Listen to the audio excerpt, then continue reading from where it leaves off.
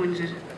Your Excellency, Purezidenti Museveni najangwa abanya-Uganda bashemerere kukimanya kwa akakoko ka siriimu kakiroho kandi kakabwine mbazi. It's me and you, we've got to stand up and fight. Nanda abataka kakwasirwe bagomezemu barikwerinda kandi abakiine bamere mbazi yabo kurungi. Nimbashabe ibintu bibiri. Icyo kubanza utakarwira utarwara. Abo kuba kurwara no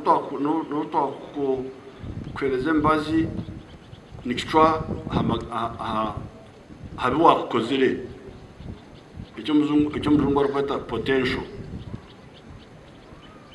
Icya kabiri kora arwaye raguza reka kweshereka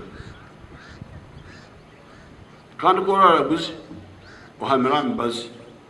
Karangara district niyo kukiza y'abantu abari kutura n'akakoko ka siriimu kandi Rukungiri eriyo mwanya gwa 14 konka hakiriho ebicweka aho akakoko ka siriimu katakajanjayire munonga.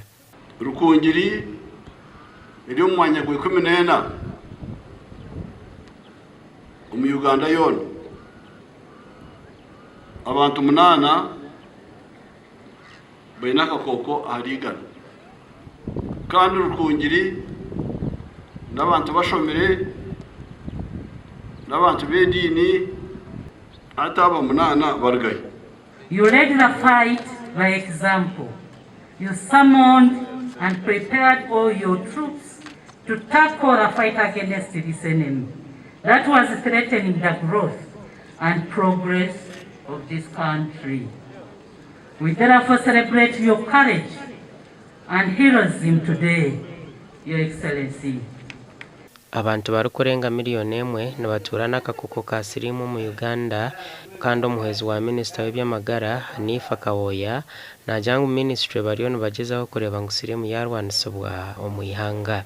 Despite what we have been going through and with competing health emergencies like COVID-19 and Ebola, we still strive to ensure to see the reduction, prevention and management of HIV/AIDS in Uganda.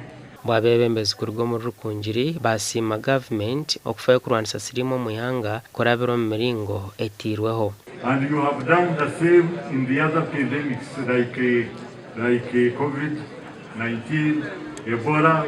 You have been in the forefront in teaching. When you are addressing people, you don't read the statements, no, you teach, you explain, and the people understand. We thank you very, very much.